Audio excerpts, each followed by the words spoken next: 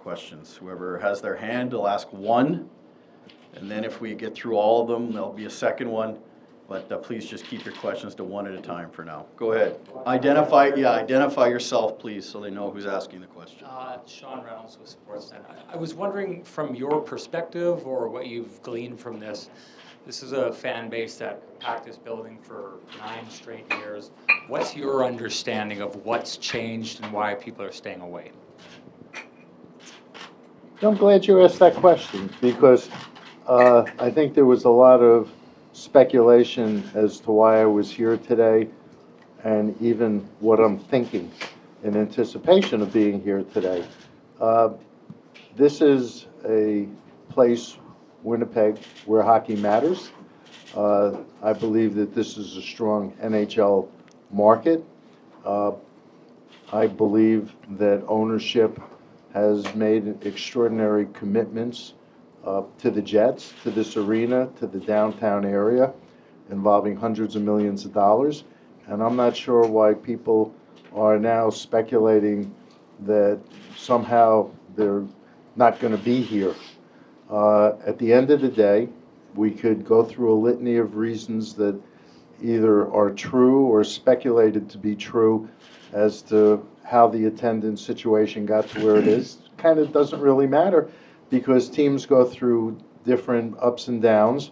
I believe that the season ticket base and the attendance will evolve back to where it was. I was quoted in 2011 saying, for this to work well, the building's got to be full, and that's true. And I know that Mark Chipman and David Thompson aren't interested in just surviving in the NHL. They want to thrive along the lines of how the team's playing this year. And this will get sorted out. I don't view this as a crisis, but I do believe, as with any team in any market, there needs to be collaboration between the community and the fan base and the club. And I believe ultimately it will be here. And Mr. Bettman, Richard Kluche from 680 CJOB. Very interested in your role and Mr. Daly's role in those meetings today and the message from the NHL that you're saying to people here, because as you know, there is a spirited fan base here that knows about that deal we made with you in 2011, and that somehow we all chained our computers together to get tickets, and that somehow maybe the corporates aren't playing the role that they should be. What's your role in messaging today? Well, we weren't delivering messaging today. We sat on a number of panels with Mark Chipman and with Sarah, and we answered questions and addressed what was on people's mind. But the message is no different than what I just said in response to the first question. You want to add anything to that? No. Listen, obviously the attendance needs to improve, but it will. I have a confidence in the organization, and as importantly, I have confidence in this community. Gary, Jacob Stoller from the Hockey News. I'm curious, in meeting with corporate leaders today in Winnipeg, what have you learned, or what was the conversation like, and did anything that you hear surprise you? Everybody seems to be operating under the assumption that we're here today to address a particular need or concern. I try to get to as many buildings throughout the league in the course of every season. If you remember correctly, I was here a year ago for Philippine Heritage Night. I'm here to visit, to take in a game, to talk to the media, talk to season ticket holders, talk to the corporate community, which is what I do everywhere I go. Go ahead, Jeff. Josh Crabb with CBC Manitoba. Commissioner, Mark Chipman has been quoted as saying he wants season tickets to improve, get back to the 13,000 mark. Is there sort of a timeline that you would like to see in terms of things improving here and getting attendance back to where it was? Actually, we all do. I share Mark's view, but Mark isn't issuing any deadlines. He's focused on what he can do to make sure the fan base is maximally engaged, and I applaud the effort. But again, we're not operating under the sword of Damocles or on a razor's edge. This is part of the evolution of what franchises sometimes go through. I remember a number of other Canadian franchises, for example, some of them considered to be small market, where the season ticket base aged out and they had to go rebuild it with younger fans. It happens. Let's be clear about something, okay? I believe that this is a strong NHL market and it will adjust. Hi, Jeff Curbison from Manitoba Inc. magazine. You mentioned evolution. I'm wondering what your opinion is of the evolution of True North, which 12 years ago was sort of a one-trick pony. It had a hockey team, it had a building, and now it is a multi-billion dollar real estate developer with 8 buildings downtown, of which the True North, More to come. right, of which Canada Life Centre is one. Yes. And there's certainly going to be synergies between the hockey team and the hotel and that sort of thing. And that's why, for anybody suggesting that the agenda for ownership is other than focused on Winnipeg is silly. Because at the end of the day, look at the hundreds of millions of dollars they've invested in the team, in the building that they've built around here, and what they're going to be doing on the north side of Portage. I mean, that's why I'm kind of, what's the word I'm looking for? Mystified at the tension that seems to have developed here. And by the way, this is a team, if they make the playoffs this year, which looks like they're going to, would be 6 out of the last 7 years. Their cap team, the star players who had an opportunity to go elsewhere decided to stay here.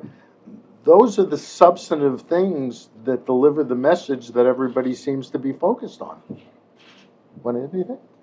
No, I mean, what I'd say is this is a team that's widely regarded around the league as a model franchise. Well run from top to bottom, has a competitive hockey team, puts a competitive hockey team on the ice, spends to the cap, but also invests, as Gary mentioned, in the community and all their charitable initiatives and investment in the city. So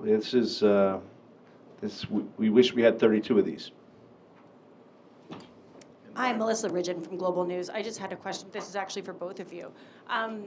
You've grown this league in big, beautiful, sunny places, but in places like Winnipeg, where it's like tens of thousands of kids in this province and the surrounding area are playing this sport, how important is it to you as human beings to see the league be strong in places like this? If I didn't believe in places like Winnipeg, we never would have bought the Jets back.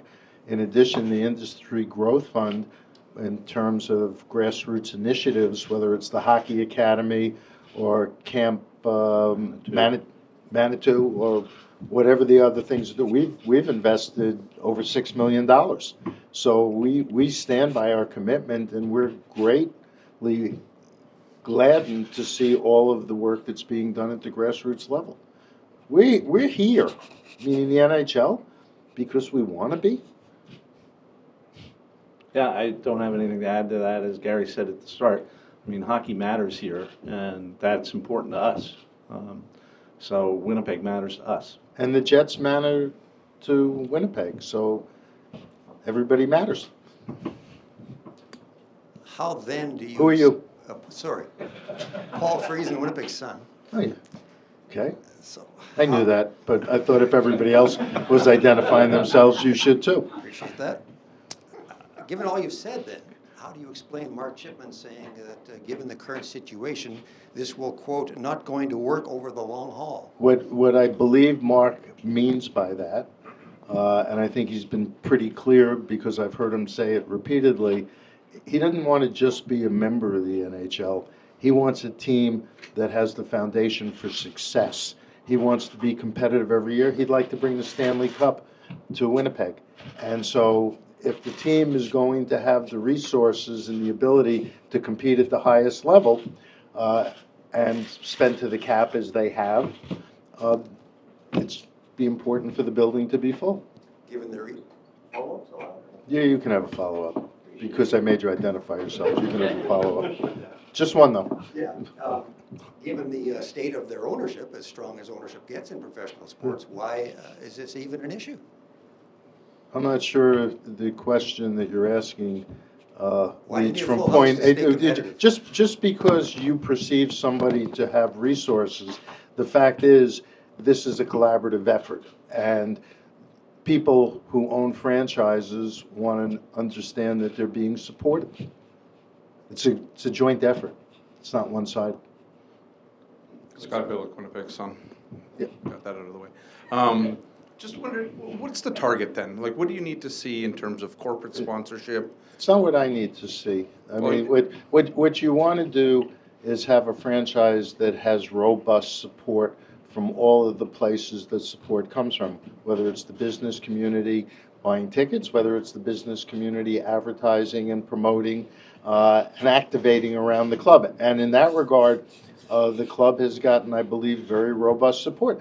You also want to see buildings full. By the way, I think the players want to see the building full. You know, for somebody who spent a few weeks in the bubble watching our game in empty buildings, our players, our game draws an enormous amount of energy from fans in the building. And having a packed building obviously gives you more energy than a building that isn't packed. So 15% corporate support is robust? Well, no. I was talking about the advertising. The way the season ticket base got created is probably an anomaly because they sell out in 15 minutes. And so there wasn't a need or an opportunity for corporate support at the beginning. But again, that's where I started. How we got here doesn't matter. It's how we evolve from here. And I have every confidence in this market and this organization. Judy Owen, Canadian Press. When Mark talks about not having a large corporate season ticket base, what did the business leaders you talked to today say about why some of the reasons are for that? Well, they didn't ultimately have the opportunity. If you remember how this started in 2011, we announced on May 31st, May 31st, that the team was coming, and a day or so later, it was go to your computers and sign up, and individuals did that in a way that kind of precluded at the time corporate purchasing. And if they had it to do over, maybe they would have held back 4,000 or 5,000 tickets and sold them as part of corporate packages. They didn't, but that's history. So we are where we are, and we move forward. But You want to follow up, huh? Just because I gave him one. No, go ahead. But the decrease has been since the pandemic too, is one. No, but the pandemic, that's, again, it doesn't matter how we got here. Okay, some people say people don't like to come downtown at night. Some people say the team's performance should have been better, even though it's been pretty darn good. Some people say the season ticket drive initially was no good. Some people say it was the pandemic. All our clubs have dealt with the pandemic, and it may have impacted some markets more than others. But again, we are where we are. So we focus on the fact that we believe in this market. Ownership believes in this market. This is a strong organization that will do what it needs to do to adjust, and I believe this community will adjust. Go ahead, Murat. Hi, this is Murat Atesh from The Athletic. Certainly the message of confidence is well received. I'm curious, are the Winnipeg Jets, with their current sales, a recipient of revenue sharing? And They have been, and they will continue to be. when those numbers shift, what is the pressure or communication like within the Board of Governors, who I'm sure would like every building to sell out and not have to pay that sort of thing? You can answer that. Yeah, no, I don't, I think our revenue sharing system is well established, and we vet it with all our clubs on a regular basis, and it's really a function of league HRR and how the numbers come out. So I don't think it comes to the scrutiny of whether you're filling your building necessarily or not. There are many factors associated with how much revenue sharing the team gets. And if your question is somehow suggesting or implying that at the board level there's a concern about this franchise, the answer is absolutely not. Richard Kluche, 680 CJOB. So what's your final message then to fans who are, have had some anxiety over the last 72 hours? And when do we get the draft here? Get over your anxiety and come to games. No better way to deal with anxiety than rooting for your hometown team. Actually, when that hotel across the street finally gets built, I think we'll have a better opportunity to focus on the draft. We need a little more hotel space. They that building, the new hotel got hung up during COVID. I understand the spring they're supposed to start constructing it, and then we can figure out what to do. Okay, guys, thank you very much. Thank you. Thank you, everyone. Enjoy Appreciate the your game. cooperation. For those